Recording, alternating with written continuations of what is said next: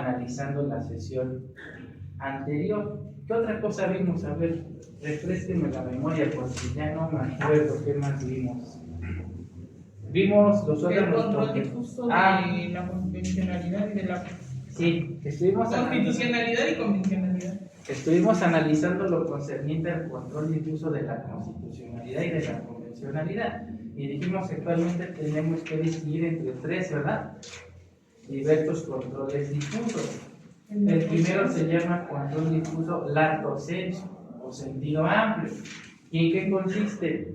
En la facultad que tienen todas las autoridades con funciones jurisdiccionales de hacer prevalecer la Constitución Federal y los tratados internacionales en materia de derechos humanos por encima de lo que establecen las constituciones y las leyes locales.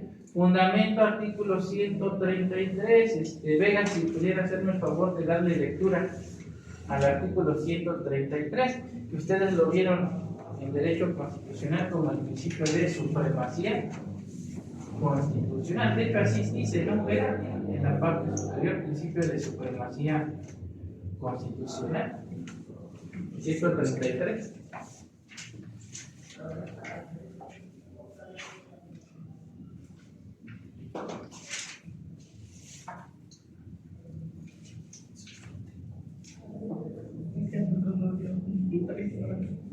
¿De la Constitución Política? Sí. Ya lo tengo. Ok, por favor. Artículo 133. Esta Constitución, las leyes del Congreso de la Unión que emanan de ella y todos los tratados que estén de acuerdo con la misma, celebrados y que se celebren por el presidente de la República con aprobación del Senado, será la ley suprema de toda la Unión. Los jueces de cada entidad federativa se arreglarán a dicha Constitución, leyes y tratados, a pesar de las disposiciones en contrario que pueda haber en las constituciones o leyes de las entidades federativas.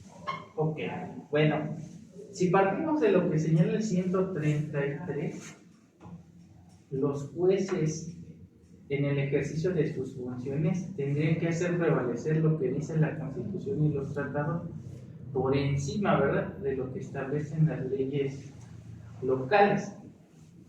Sin embargo, les expliqué también que la Corte no permitió que se ejerciera ese control difuso y la explicación no es jurídica, es política. Resulta que si se le permite al juez analizar la legalidad de su actuar y también de los ordenamientos, ¿qué razón tendría de ser el juicio de amparo? Ninguna, porque si él puede ejercer el control de la convencionalidad como juez ordinario, no habría violación a derechos humanos, ¿verdad? Harían prevalecer la Constitución Federal y los tratados internacionales. ¿Sí? Y nos dice la Corte que no, que el artículo 133 no lo permite. Porque en México existe, y ahí nos hablan de la segunda clasificación, el control difuso es concentrado. ¿Por qué concentrado? Porque solo el Poder Judicial Federal, a través de los mecanismos de control constitucional, puede declarar la inconstitucionalidad o la inconvencionalidad de una norma. ¿Esto qué quiere decir? Que los jueces del orden común no pueden declarar, ¿verdad?, la inconstitucionalidad de una ley. Dice, para eso existen los mecanismos de control y son mediante instancia de parte, ¿verdad? Es decir, para promover el amparo tiene que acudir el quejoso, ¿verdad?, y ejercer la acción de amparo a través de su demanda. Y en el caso de las controversias constitucionales, y las acciones de inconstitucionalidad, quien tiene que poner en movimiento a la Corte es el poder público, ¿no? Alguno de los organismos o órganos públicos que señala el 105 constitucional. O sea, el amparo, por ejemplo, y las acciones de inconstitucionalidad y las controversias no operan de manera que oficiosa. Tiene que haber instancia de parte, ya sea de un gobernado, hablando del amparo, o de un órgano político, hablando de acciones de inconstitucionalidad o controversias constitucionales, ¿sí? Y entonces, luego nos dicen, bueno, pero eso era antes de la reforma, ¿verdad?, en materia de derechos humanos.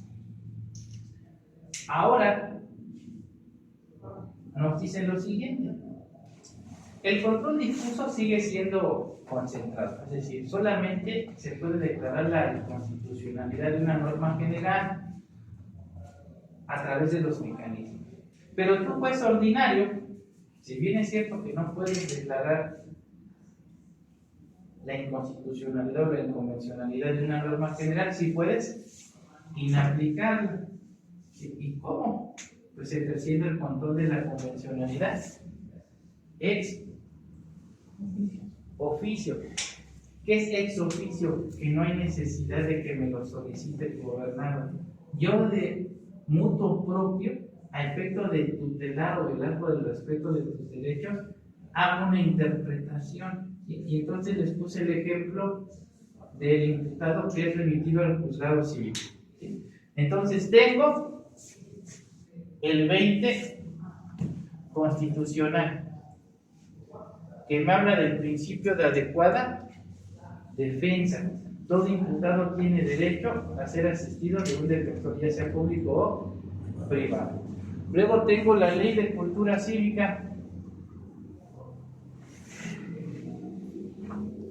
que me dice que el imputado puede defenderse por sí mismo, o a través de persona de confianza. Y luego tengo el reglamento, que también me dice lo mismo. ¿Qué norma aplico? La constitucional. ¿Por qué la que otorga la protección más amplia, ¿no? Porque permite el ejercicio a una adecuada defensa. Entonces, ¿qué hago? Inaplico la ley y el reglamento en forma oficiosa. Pero no estoy diciendo o no estoy declarando la inconstitucionalidad, simple y sencillamente las inaplico. El gobernador es el que en su momento tendrá que promover el juicio de amparo para que el juez de amparo resuelva si contraviene o no la Constitución y los tratados internacionales. Ahora, pudiera ser que no lo hace el juez de oficio. ¿Habrá algún impedimento para que él lo solicite? ¿O sí lo puede hacer? De acuerdo a lo que les expliqué. Ex oficio dijimos que no hay necesidad de que se lo pida. El juez de mutuo propio lo hace. Pero vamos a suponer que el juez no lo hace, que finge demencia. ¿Podrá solicitarlo el gobernador? Sí. Sí. Hasta le cité una tesis donde dice que el ejercicio del control oficioso no implica que no pueda ejercer, ¿verdad?, mi derecho a promover en su caso el juicio de amparo. ¿Sí? Es más, por aquí tengo la que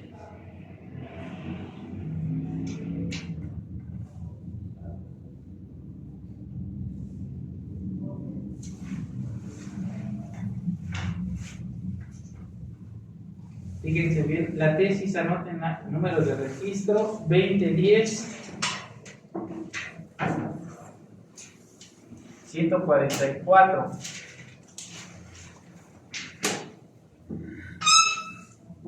Es de la primera sala.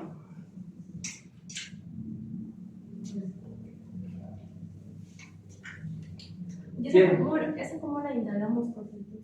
Así la buscas. Pones jurisprudencia, consulta tradicional en Google y te va a aparecer la página de la Suprema Corte.